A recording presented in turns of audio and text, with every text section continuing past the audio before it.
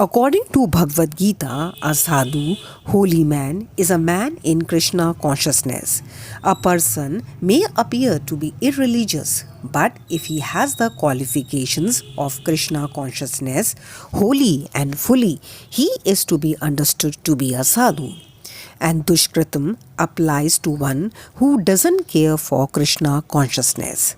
Such miscreants or Dushkritam are described as foolish and the lowest of mankind, even though they may be decorated with mundane education.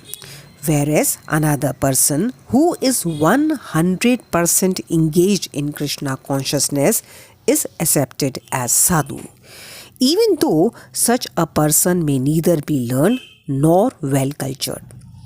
As far as the atheistic are concerned, it is not necessary for the Supreme Lord to appear as he is to destroy them, as he did with the demons Ravan and Kans. The Lord has many agents who are quite competent to vanquish demons. But the Lord especially descends to appease his unalloyed devotees, who are always harassed by the demonic. The demon harass the devotee even though the latter may happen to be his kin. Although Prahlad Maharaj was the son of Hiranyakashipu, he was nonetheless persecuted by his father.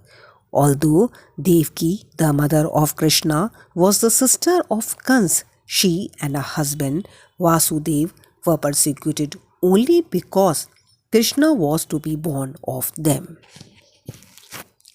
So, Lord Krishna appeared primarily to deliver Devaki rather than kill Kans, but both were performed simultaneously. Therefore, it is said here that to deliver the devotee and vanquish the demon miscreants, the Lord appears in different incarnations. The avatar or incarnation of Godhead descends from the kingdom of God for the material manifestation, and the particular form of the personality of Godhead who so descends is called an incarnation or avatar. Such incarnations are situated in the spiritual world, the kingdom of God.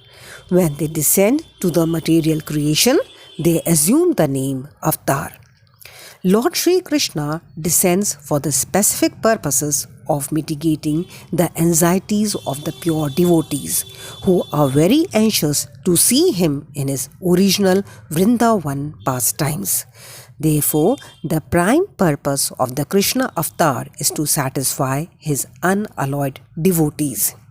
The Lord says that he incarnates himself in every millennium in order to deliver the pious and annihilate the miscreants, as well as to re-establish the principles of religion.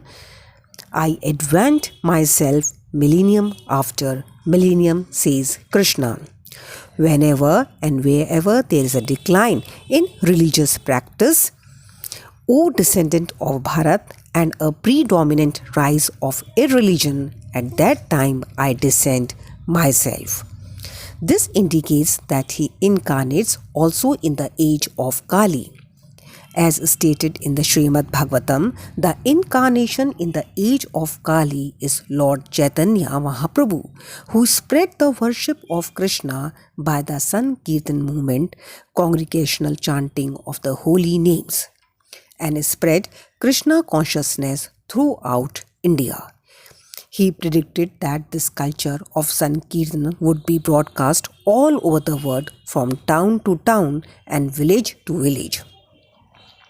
Lord Chaitanya, as the incarnation of Krishna, the personality of Godhead, is described secretly but not directly in the confidential parts of the revealed scriptures, such as the Upanishad, Mahabharata, Bhagavatam, etc.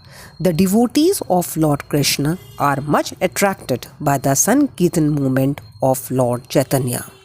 This avatar of the Lord does not kill the miscreants but delivers them by the causeless mercy of the Lord.